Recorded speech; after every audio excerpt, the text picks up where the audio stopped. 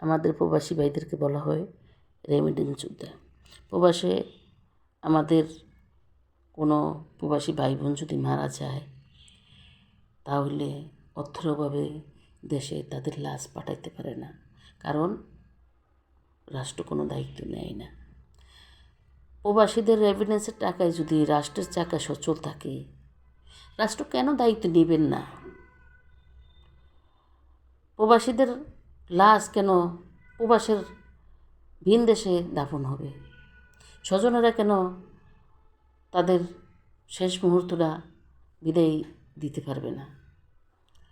রাষ্ট্রীয় খরচে প্রবাসীদেরকে দেশে এনে সম্মানের সাথে জন্মভূমির মাটিতে দাফন করার জন্য মাননীয় প্রধানমন্ত্রীর নিকট অনুরোধ রাখছি।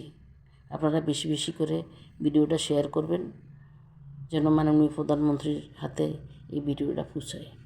আল্লাহ হাফেজ।